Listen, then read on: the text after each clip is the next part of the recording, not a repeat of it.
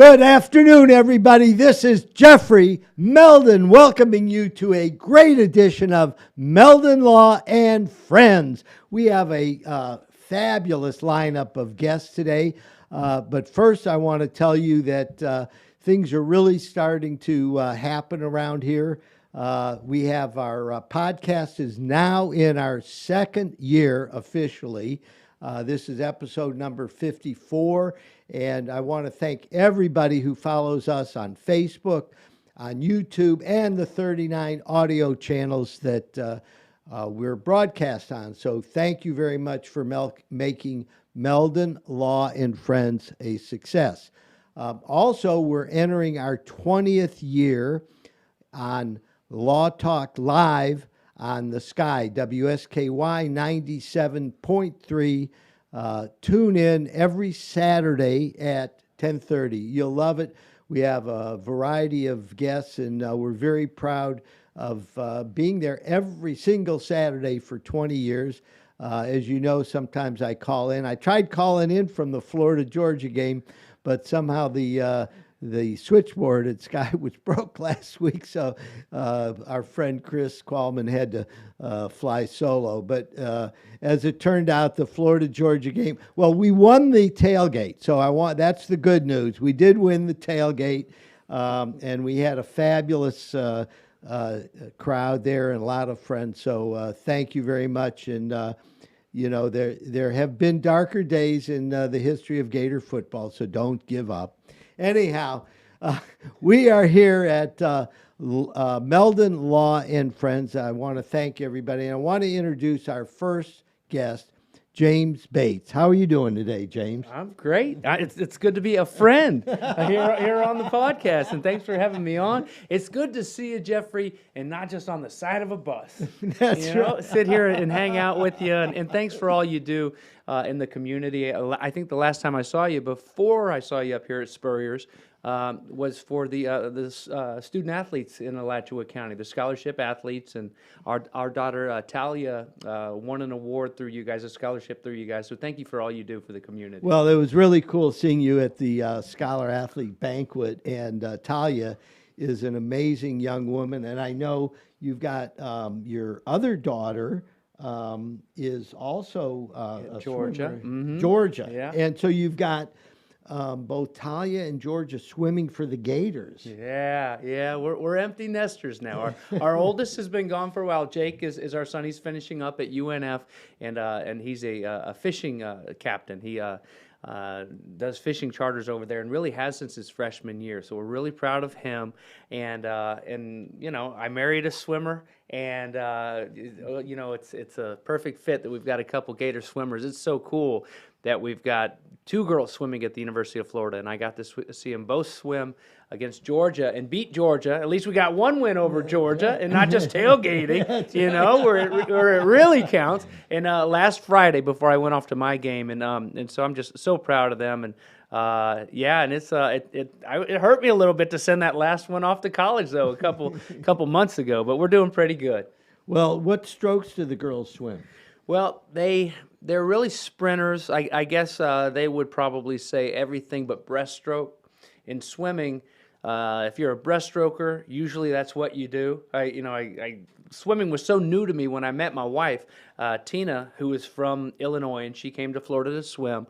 It was all a mystery to me, but I'm just fascinated by it, and I continue to be. I just love being around swimmers, learning about swimming, and I love to swim. I'm not as good as the rest of them, but so breaststroke is really kind of the only stroke they don't do, and really they've been sprinters for the most part, but Talia is starting to kind of sprint for longer distances, if you will. She's a, kind of the 200 free, for example, which was never really her race, but she trained so hard that last year at NCAA, she finished second in the nation in the 200 free. Wow. And so it's kind of just by putting in the work, she's already fast, and now she can just be fast for 200 rather than a 50, you know? So it's been so cool, and I'm so proud of them. So proud of that team. It's such a cool team, and now that the guys and girls are combined again under Anthony Nesty, is just perfect. I love it. I love going out and competing, watching them compete and cheering for them.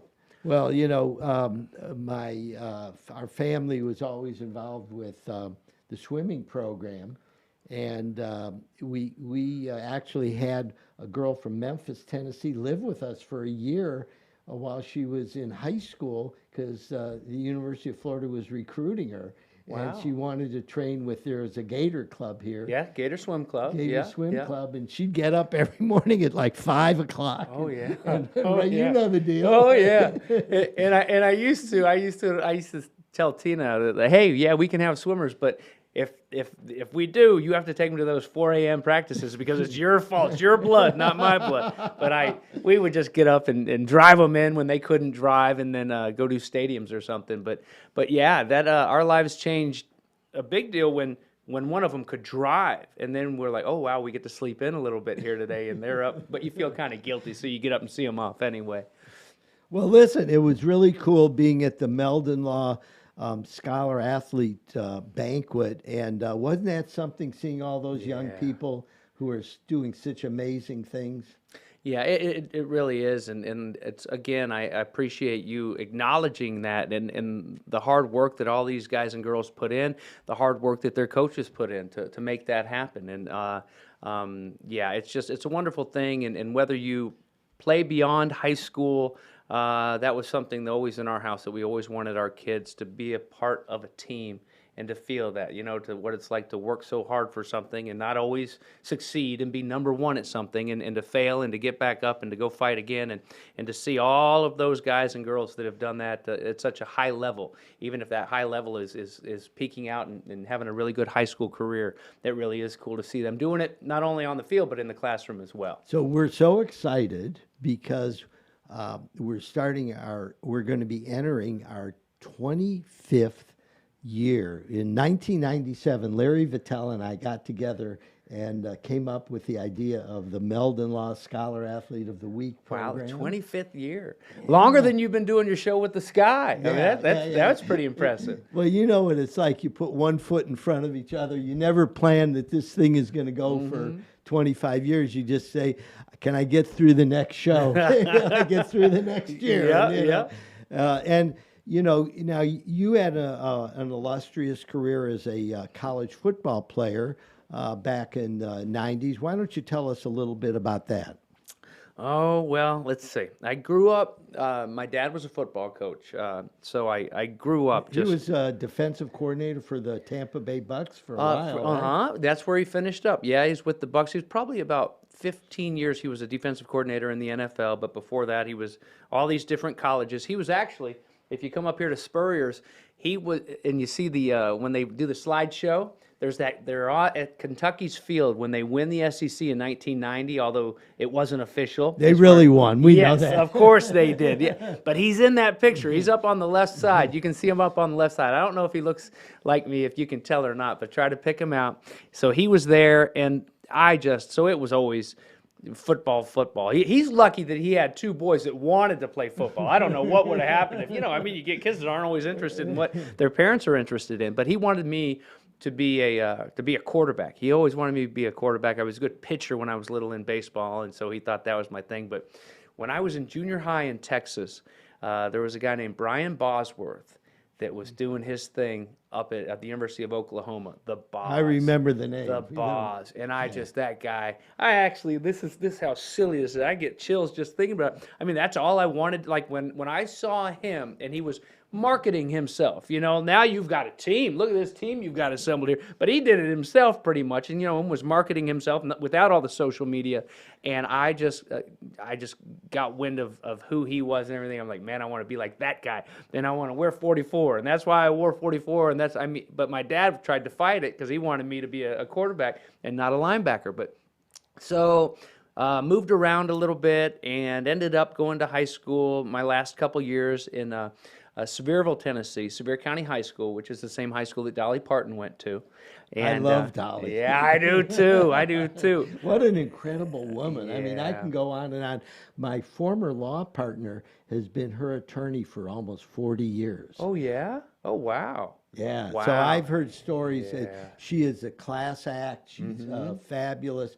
She's really he tells me she's one of the nicest clients he's ever had. She doesn't act, uppity or anything. So it's real. What you see is what you get. It's kind of like Coach Spurrier, right? I mean, like people like, well, you've seen him on TV. You've read his articles.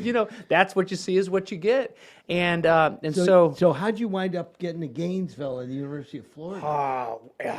When I was being recruited, and I was an All-American in high school, so I kind of had my choice of where to go. I visited UCLA, Michigan, Tennessee, Texas, and Florida, and it was Florida. What was going on down here then? So this was 92 was my freshman year. Oh, so Spurrier's really rocking. Yes, like you could feel the magic even up there in Tennessee. And I knew I wanted to come here, and Spurrier's big line for the out-of-staters, and they didn't recruit a lot of guys from out of state, but when they did, his big line was, shoot, you got all these people saving up their whole life trying to turn 60 and move down to Florida, and you got a chance to come right now, and you're just 18. I'm like, sign me up. So I Did he play the Tennessee card with you? Because he was from Tennessee. Oh, yeah. And that card was a winner over and over and over, I'm proud to say. Never lost to Tennessee.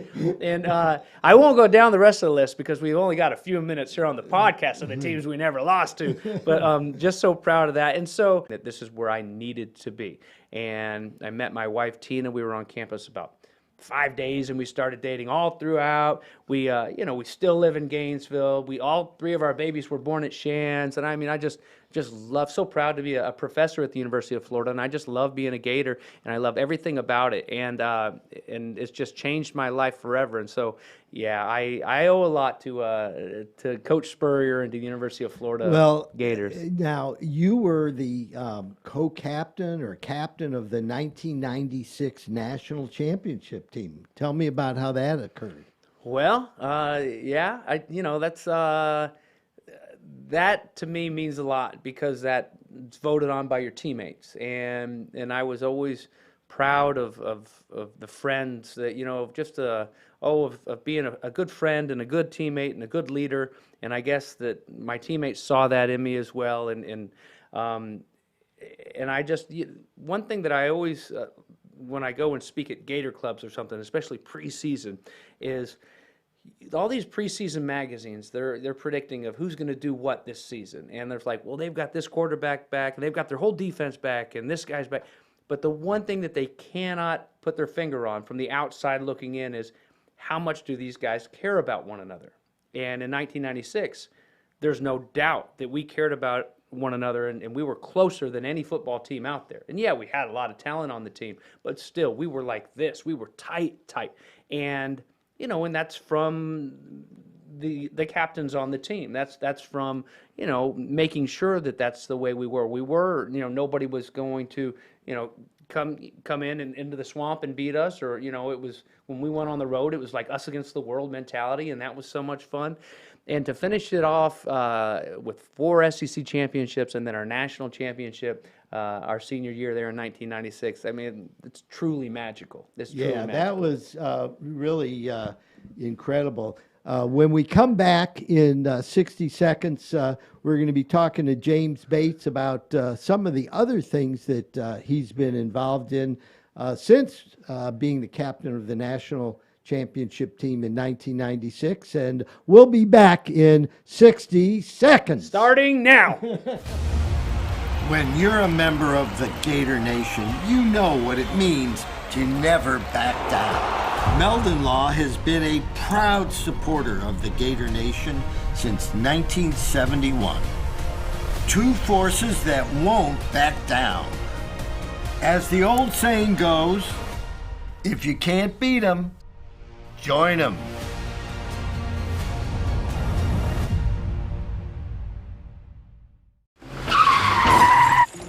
Oh my gosh, I can't even believe this.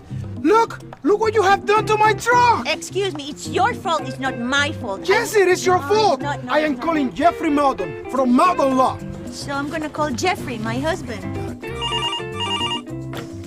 Meldon Law, this is Jeffrey speaking. Jeffrey! This crazy lady here, this crazy lady, he might... New client? Yes, but this one might be a little tricky. We're back on Meldon Law and Friends. I'm Jeffrey Meldon. We are here from Spurrier's Gridiron Grill. We are in the podcast room. I want all of our listeners to make it over here to Spurrier's.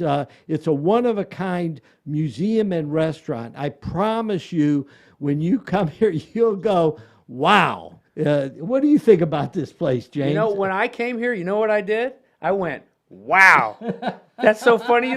You're right. You're absolutely right, Jeffrey. Yeah. No, you know what?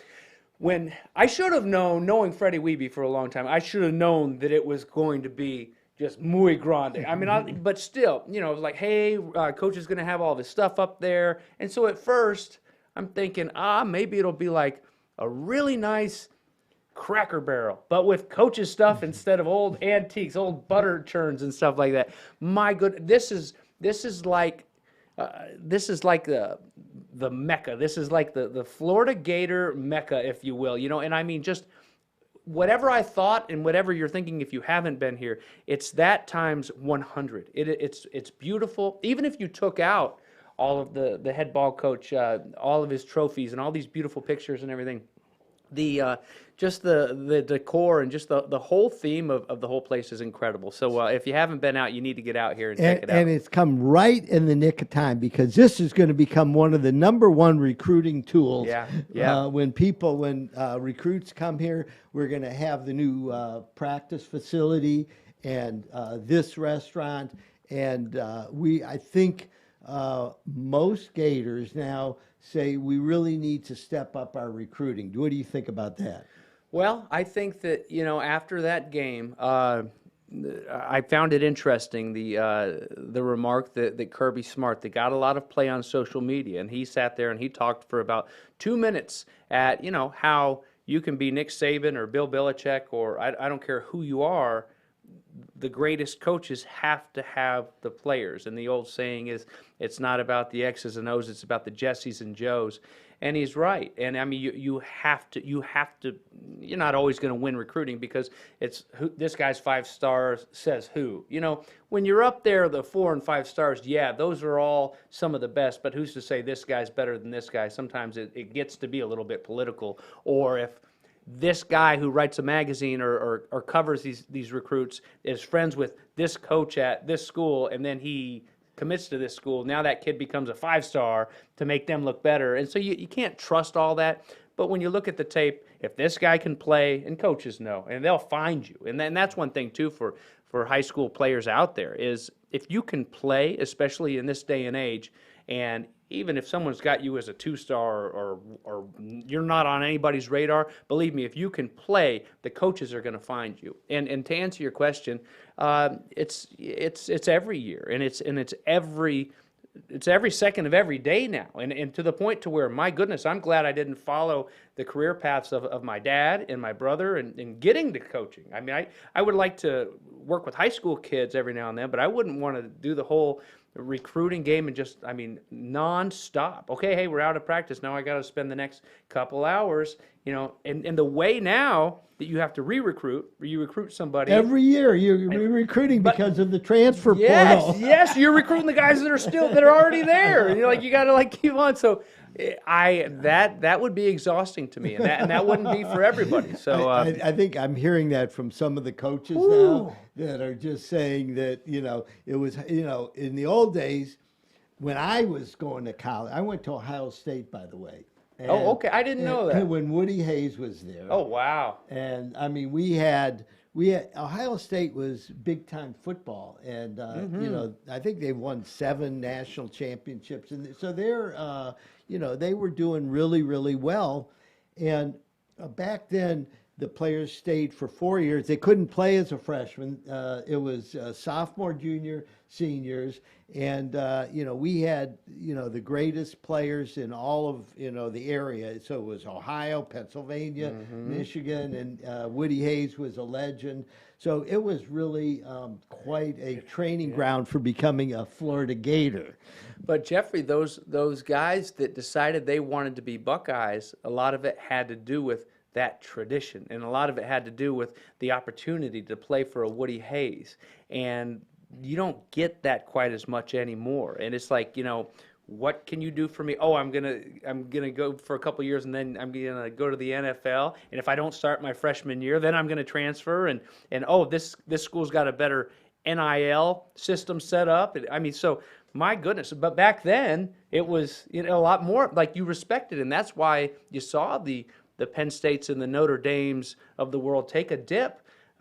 Because it was like, gosh, these guys aren't sponsored by Jordan. I don't want to wear their, like that's not going to look good when I'm walking to class. But the good it's news, true. the good news for the Gators is we are in the SEC, and the SEC still rules when it comes to college football. There you go. There you go. Well, I got to take care of the ACC too, because that's kind of my boss on the weekends, calling so those let's games. talk But about that's that. all right. But they're have, pretty good. I know you have two very important careers. One of them is as an announcer, and you're the ACC announcer. Tell us a little bit about that. Well, I guess this is my, I think, sixth season of calling ACC football games, and I just feel so fortunate to be able to go out and call these games on weekends. Even though I'm always going the wrong way. I'm always going out through the airport, and all these Gator fans are coming in to watch the Gators play, and so I'm always going the wrong way.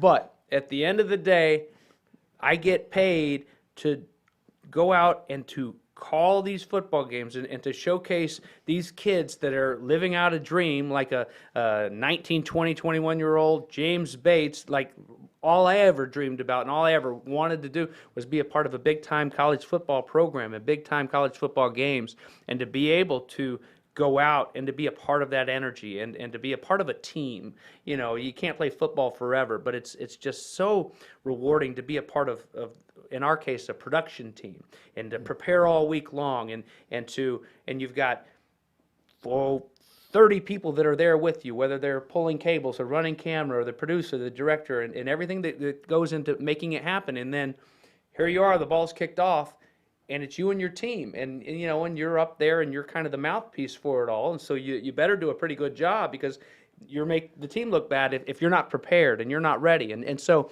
to kind of take it a step further, to be able to teach students at the University of Florida, sitting in at Weimer Hall, where I sat, I got a communications degree, and to teach them, to try to get them better from what I've learned from all these different things, whether it's studio shows and BMX stuff with ESPN2 and cheerleading and paintball and all the football stuff over the years, and to try to kind of like share with them all of my travels and what I've learned along the way, and introduce them to people that have made me better along the way. That to me, when Ted Spiker, who's the chair of the journalism college over there, when he asked me if I would teach this class, I mean, I got the chills, just because I was like, wow, if there was a class offered like the one I'm getting ready to teach, it would have made the University of Florida that much more attractive to me. And we have fun. Sometimes we have too much fun and we get yelled at by the neighboring teacher. They're like, hey, can you guys keep it down? We're trying to take a quiz. Yeah, you can go back to your boring classroom because we're in here getting, but we get better and we take care of one another. And I'm so proud of that. I tell my students that I feel like I have 3 dream jobs. I work as a broadcaster, I work as a professor, and then I work as an artist. And it's just, I feel like I should pinch myself on the reg, because it's just like, wow, to tell an 18-year-old James Bates that was going to be the case, and they're going to have this great family and live in this great town, and know Jeffrey Meldon and be on his podcast, I'd say, stop lying. Stop lying. There's no way I'm going to meet Jeffrey Meldon. It'll be fine. You mean the guy that went to Ohio State? So about 12, 15 years ago, Batesy and I are hanging out at Dragonfly downtown Gainesville, and we get to know each other pretty well. And all of a sudden, I find out he's an artist, and I looked at his art. It was incredible, and I want to talk a little bit about that, because one of your great pieces, Warm Waters, was something that I scarfed up, 10, 12 years ago? Oh, maybe? it's probably longer than that. And you know what? And I would put money on, I think you're the first person to ever buy like a real piece of art from me. Not like say, hey, can you do a little painting of my mom or something? But I mean like a piece that I painted, because when I first started painting, I was doing a movie down in Miami, and Lincoln Lincoln Square. Road. Lincoln Lincoln Road, Road. okay, and it has all the It's art like a galleries. mall. Yeah, and it has all these great art galleries. And I went in and I had just finished painting a piece. My roommate in college was Eric Kresser, and he was Danny Warfel's backup, and he ended up transferring to Marshall, but he was an art major, and he was supposed to paint for Christmas for my wife's Christmas present, a picture I took of where we got engaged. And he was going to do it, and then Christmas was getting closer.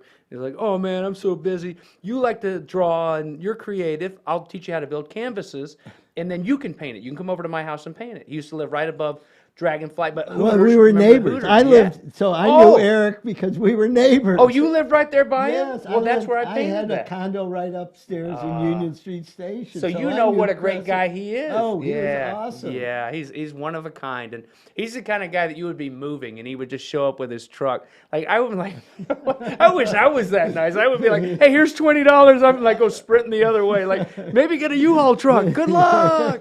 But and so we built that canvas, and I painted it, and I was just painting that. I knew that it wasn't going to be my last, but shortly after that. So when I was down in Miami and I walked in these art galleries and I was just blown away, and I was like, I have to have these colors and I have to have this art, the energy that I got from these pieces. I have to have stuff like that in my house, but I couldn't afford that. I mean, some of these pieces are, so expensive. So I have to. We only have a minute or so left. So They don't care. They don't care. So I have to tell our listeners and viewers that in Spurrier's, the championship room has paintings by James Bates of every single coach that won a national championship at the University of Florida. And it is a special room. If you want to have a really big time, go up to Visors on the top floor of Spurrier's and check out the championship room. Tell me what it was like creating that product. Well, that was my summer project. That was like, what I did on my summer vacation. That was it. Because 18, I mean, that's a lot of painting. And I'm just so proud of that. I mean, to think And of, you knew a lot of those coaches. Yes, like Becky Burley and Roland Thornquist and Tim Walton and Rhonda Fain and I mean on and on. Kevin O'Sullivan and what's his name? Spurrier, I think is how you pronounce it. But and I Donovan. mean, and then are we on here? Can they see? Yeah. And then the kids menus too. Did the kids menus? And yeah, I'm so proud to have a little part of the awesomeness that Spurrier's Gridiron Grill is. There's the back. There here's you the go. other. Yeah. So come to Spurrier's Gridiron Grill. We are going to have James Bates back on because we just got our pinkies wet starting today. I would lick it, but it's COVID time, so trust us. Oh, here, look, there you go. So we're going to call this part one of Meldon Law and Friends with Jeffrey Meldon, James Bates, and all of our stories. And I want to thank you very much for joining us today. We'll pick it up soon. And stay tuned. We have Elio Piedra on for our second part of Meldon Law and Friends. We'll be back in 3 minutes. Starting. When you're a member of the Gator Nation, you know what it means to never back down. Meldon Law has been a proud supporter of the Gator Nation since 1971. Two forces that won't back down. As the old saying goes, if you can't beat 'em, join 'em.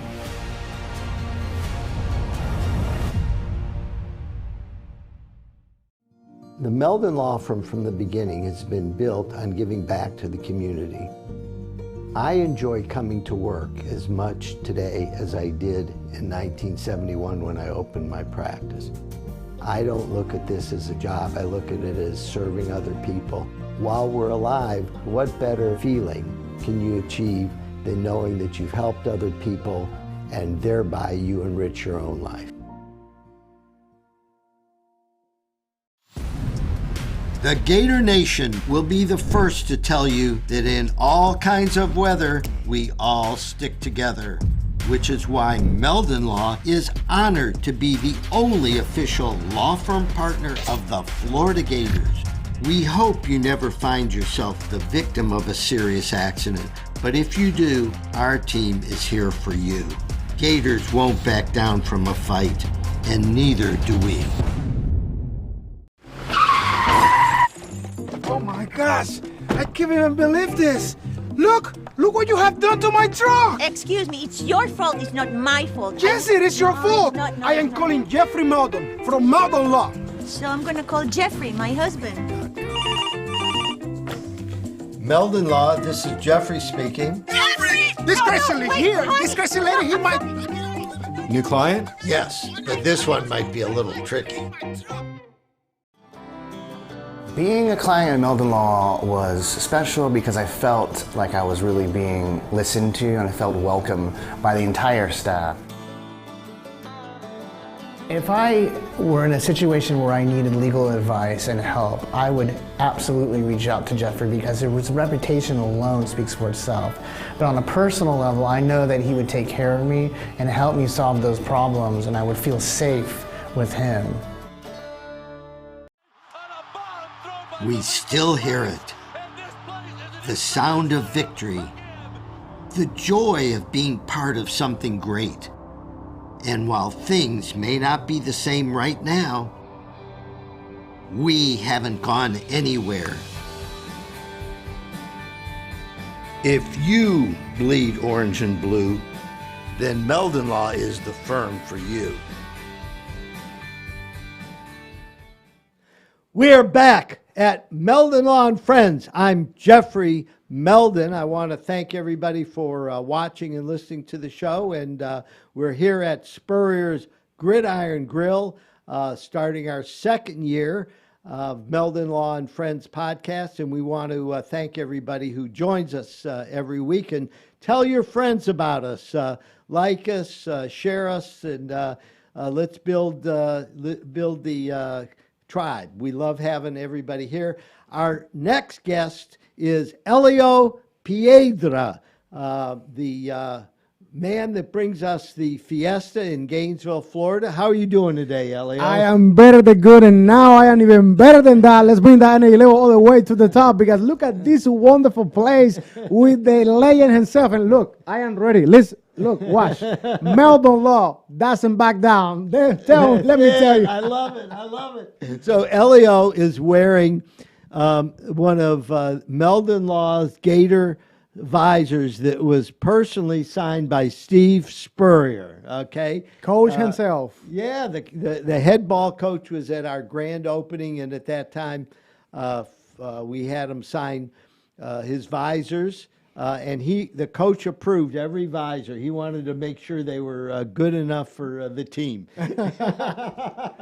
So anyhow, Elio, I want to talk about everything going on in Gainesville and how you've transformed over the last year and a half into new projects and new careers. But I want to start back a little bit and give our viewers and listeners a little bit of background as far as growing up in Cuba and how your journey to Gainesville, Florida happened. So tell us, where were you born? Yeah, I am from Cuba, the state of Pinal del Rio originally.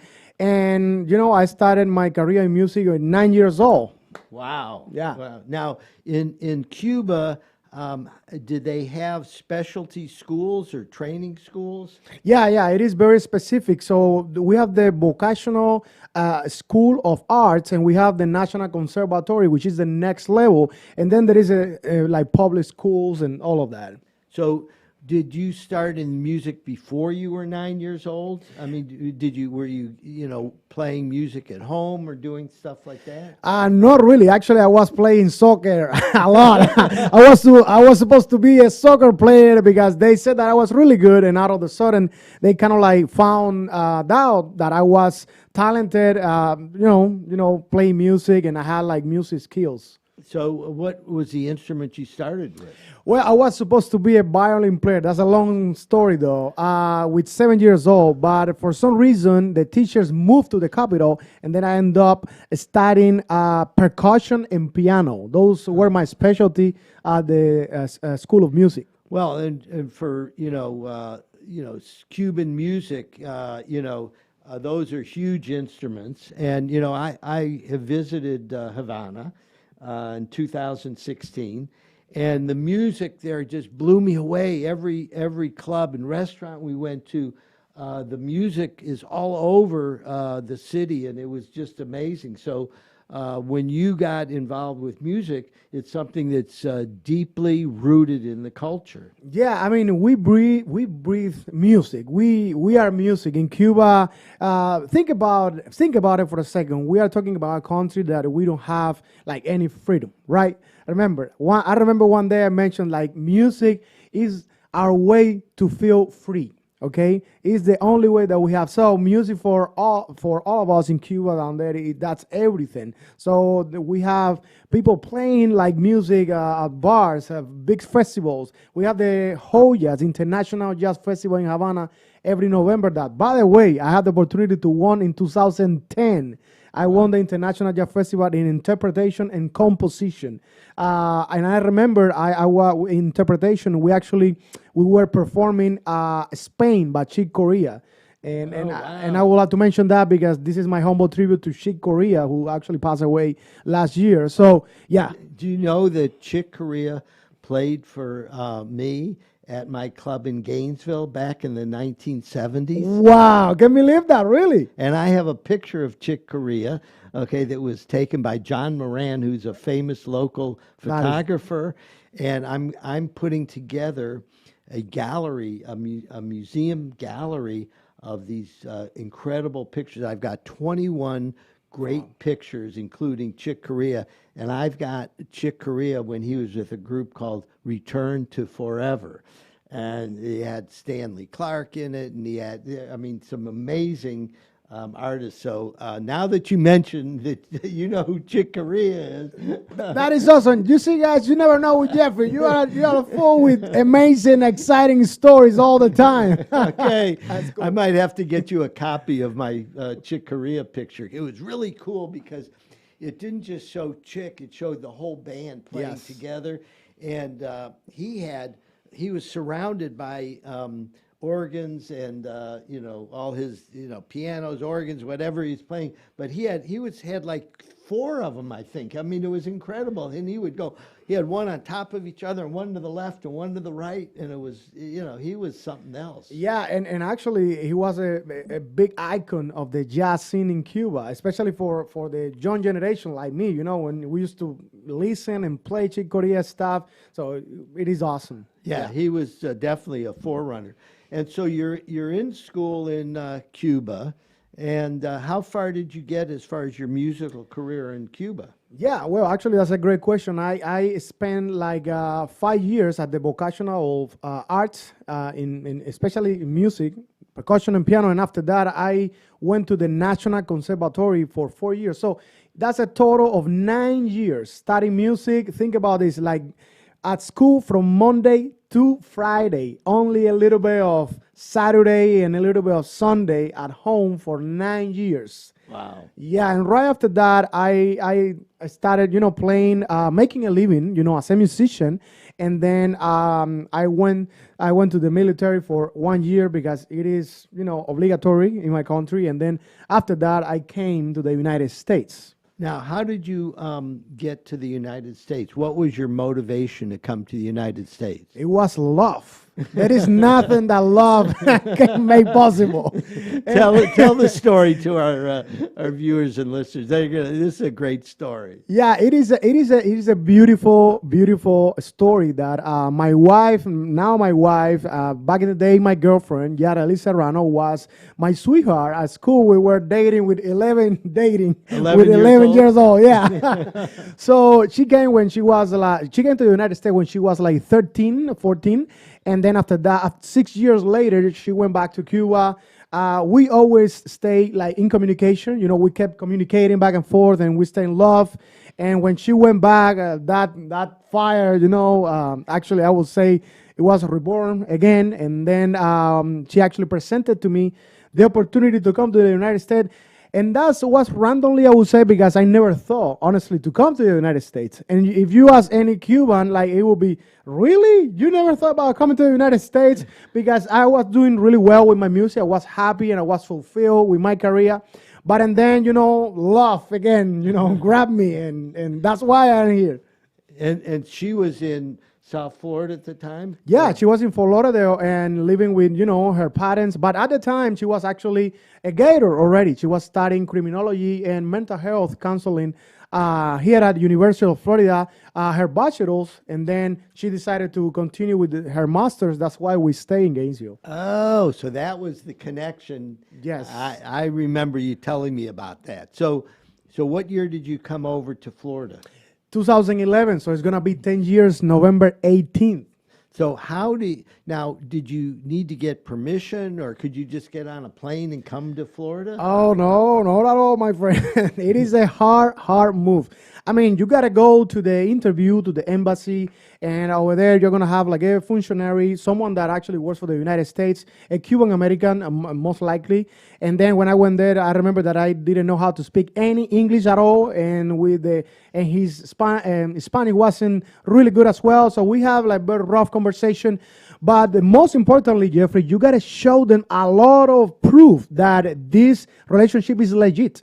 Because let me tell you, back in the day, I mean, not only Cubans, but people from all over the world, they used to use this fiancé visa. That's how I came, as a business. Oh, I see. You had a fiancé visa. Yes. Now, what about getting out of Cuba? Was there any limitation there? Not at all. Actually, when I went there, they used to approve, and once you are approved, they say, hey, you have 30 days to come and pick up your visa. But you know what? I showed them, watch this, I showed them a picture of me playing piano, singing happy birthday for my girlfriend, now my wife, with 12 years old, and the guy was like, this is it. All right? There is no way that these kids are making this up. After 8 years, they're still together, right? Yeah, so I got to tell you, that day, the guy gave me the visa, the stamp that they give you, and they say, boom, welcome to the United States. And that's one of the most exciting, days, because it was like, what? There is no 30 days to wait? Yeah, it was super fast. Wow. And so did you come straight up to Gainesville, or were you in South Florida for a while? I spent like a couple months preparing my wedding in Florida, because when you come, one of the laws it is that you need to come, but you have 90 days to get married. If you pass that, you are in trouble. Okay, I got it. In other words, you're saying I'm coming because we're engaged, and they want you then to get married within 90 days. Yeah, and that's part of the deal. So what kind of a party did you put together for your wedding? Let me tell you, I was all confused, because I was in the United States. Remember, I am coming from Cuba. You are meeting new people. All my family was down there. It was a mix of emotions. It was a great party, though. I enjoyed it all. I didn't dance as much as you did. You went bad. I tried. So I want all of our viewers and listeners to know that my wife, Patricia, was born in Cuba. They fled Cuba after Castro came in, lived in Venezuela. Then she lived in Miami for 20 years. And then I was fortunate enough to meet Patricia, and my number one sales job in my life was convincing Patricia to leave South Florida and move to Gainesville, Florida, where she knew no one. The only thing she knew is that her son, Zach, had gone to the University of Florida. She had visited here a couple times, and he was a Florida Gator. So thank you, Zachy, for helping me, convince your mom to, come to Gainesville and get married. So we go to Elio and say, Elio, we're having a big wedding over at the Cade Museum, and we would like you to play there and, bring the fiesta to the Meldon group. So anyhow, what was that like? That was a hell of a party. That was one of the most exciting events ever. I'm telling you, Jeffrey's family was like having such an awesome time. I was even jamming with one of your brothers on the drums, on the bongos and the congas. It was exciting. And, I think we actually created a beautiful experience that we all are going to take forever in our memories. And that's what I am fortunate enough to call you friend these days, because we had so much fun. Yeah. Well, and we hang out together to this day. It was one of the first, if not the first, wedding that the Cade Museum had. and we really broke that place in, didn't we? Yeah, we had a great time. Okay, we are getting ready to take a 1-minute break here on Meldon Law and Friends. We're at Spurrier's Gridiron Grill with my good friend Elio Piedra, and we are going to be back in 60 seconds. We still hear it. The sound of victory. The joy of being part of something great. And while things may not be the same right now, we haven't gone anywhere. If you bleed orange and blue, then Meldon Law is the firm for you.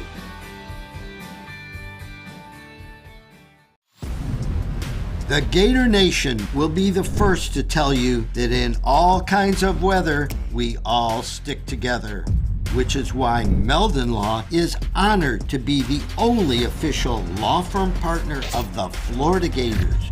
We hope you never find yourself the victim of a serious accident, but if you do, our team is here for you. Gators won't back down from a fight, and neither do we. Welcome back to Meldon Law and Friends. I'm Jeffrey Meldon from Meldon Law, and I'm here with my good friend Elio Piedra.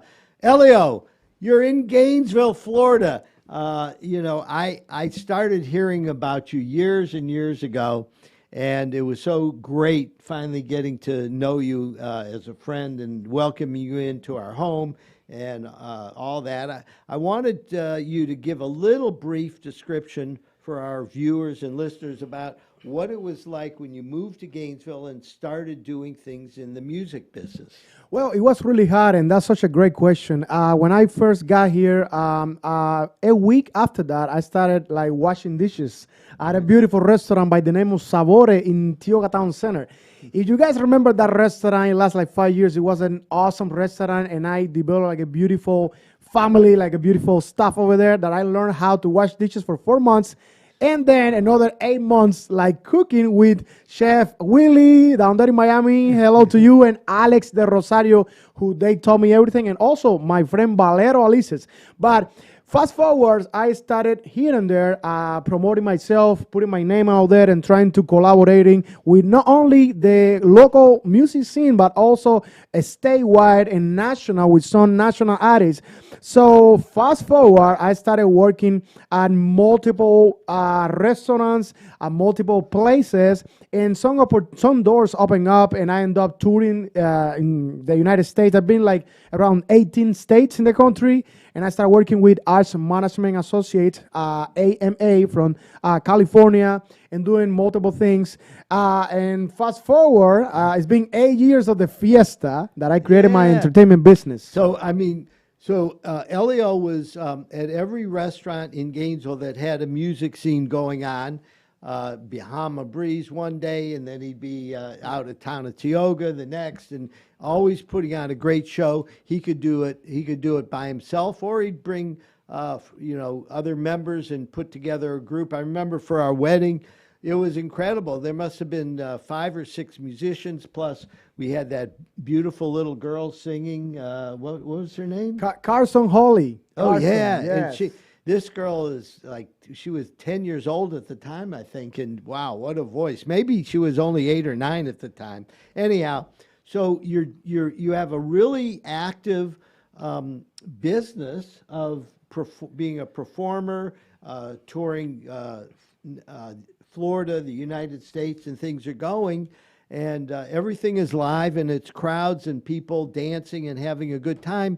And all of a sudden, COVID hits, and I know you have your family here, your wife, you got your 2 beautiful little girls, your mom and dad, I think your wife's family may have been here or coming here, and you're the main breadwinner, and all of a sudden it's COVID, and everybody shut down.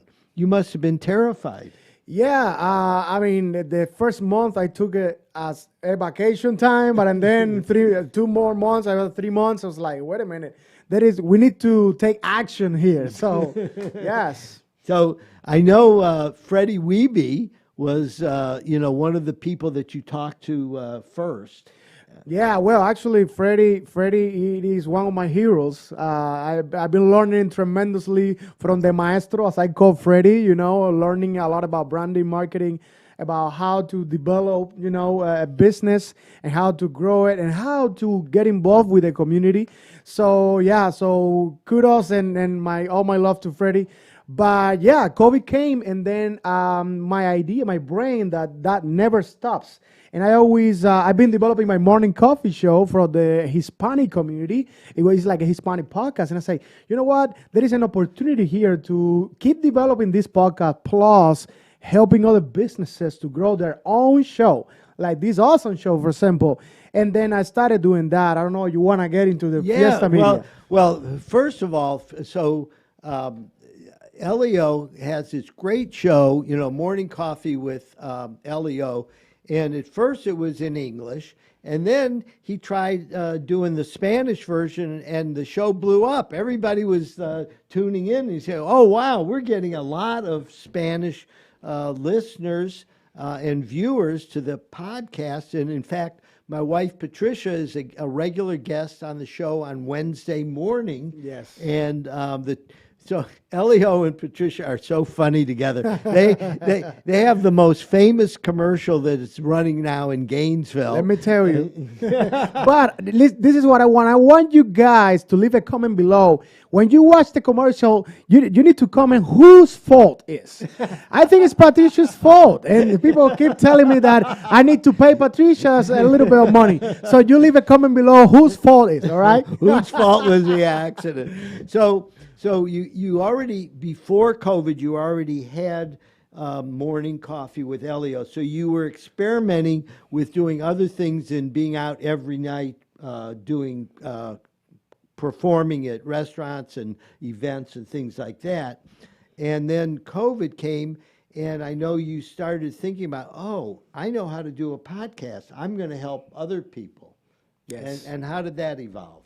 Well, basically, I started working since we were doing everything remotely. My first clients, they were actually out of Canada instead of in town. Yes, so we were helping other people out of town, like in other countries, in other states. And then when COVID started to get a little better, I make a soft transition into a very small room that I have to actually shout out to my good friend Waldemar Cabrera from Team Cabrera Mortgage, that they actually sponsored that room. And thanks to that, I had the opportunity to develop this business in 1 year. Until a year after that, I transitioned into what it is now, the Fiesta Media. So. Wow. So the Fiesta Media, their I would call it a studio, is incredible. I was out there recently, and Elio has created one of the two best studios in Gainesville. Spurrier's podcast room is one, and Elio's podcast room is the other one. No, it's true, isn't it? Yes, it's yes. true. I mean, they're both incredible, and Elio has really invested a lot of money in making it first class. The equipment and everything that goes into it is first class. And I know you're really building that, but you're also working on another incredible project. You want to talk a little bit about that? Yes, are you guys ready? Because let me tell you something, I am fired up. Let's see, while we're working right now, just yesterday, Monday, we launched the brand new and first Latin digital radio station ever in Gator Nation. So we are super excited about that, because the Fiesta Media has expanded itself not only into podcasting, but also to serve our Latin community that we don't have any Latin music. And this station is 24/7. We're actually live 3 times a day. Tomorrow morning, we're about to launch our first morning show. And we have close to 3,000 listeners in the last 30 days. Because I want you to listen to this. What we did is, like, before the soft launch, we send out the link and the website to multiple people just to try it out, to keep listening to it. And they end up staying and coming back and sending message. Hey, we love the music. This is incredible. We are grateful. Wow, are you gonna continue doing this? Yes, we will. This 24/7 nonstop. This is Tu Fiesta Radio, your Fiesta Radio, celebrating our music, which is our tagline, right? And now we just check out after the show. I'm gonna show you the screenshot that I took just for you. We almost reached 3,000 listeners in only 30 days, and this week it's been almost 900. So we are like super excited. Jeffrey. Yeah, that's great. I mean, the idea of having it's digital radio. Is that correct? Yeah, it's digital How radio. does it work? How do people? So tell our listeners and viewers how they can get the. Is it an app?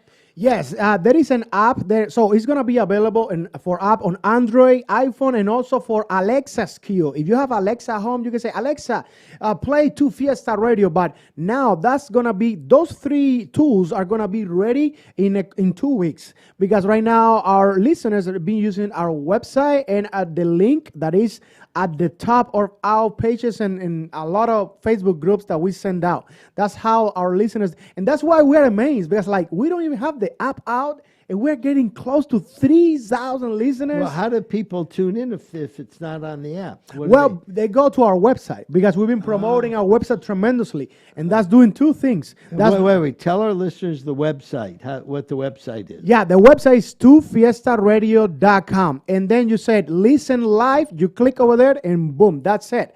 Or you can use the link that is on our Tu Fiesta Radio Facebook page or Instagram. Just click on the link that is at the description. That's how most people are doing it, and you are going to be just right there. There is no problem at all. As long as you have internet, that's it. That's all you need. And how we are measuring our listenership is because we're promoting it local. So most of our listeners, like 99% of our listeners, are here in Gainesville, Alachua County, and Ocala. I have to shout out to my people from Ocala tremendously because the support from Ocala has been huge. So I love you guys so much. Now, I don't know if you know this, but there's twice as many Hispanics in Marion County than in Alachua County, like almost 60,000.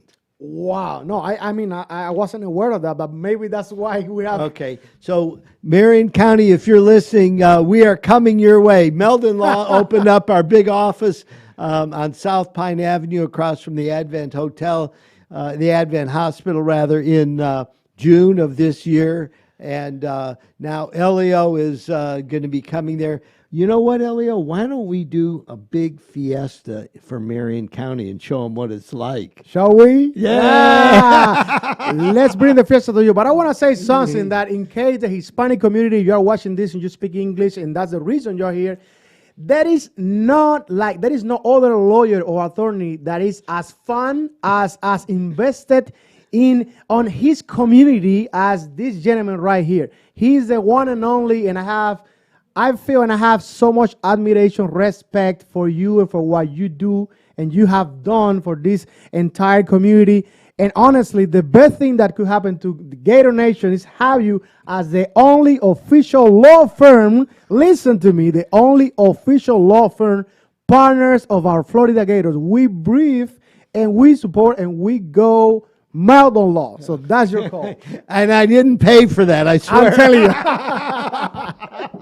But anyhow, it's very exciting about launching your radio station. And, you know, these are things that we didn't even dream about, 10 years ago, as far as, I want a radio station. Instead of spending 5 years getting approval for a station, you just went ahead and launched it, and it's blowing up. Yeah, we got our licensing. We did everything we take. We got to make it happen. Follow your dreams and don't stop. Okay, we are at the end of our show.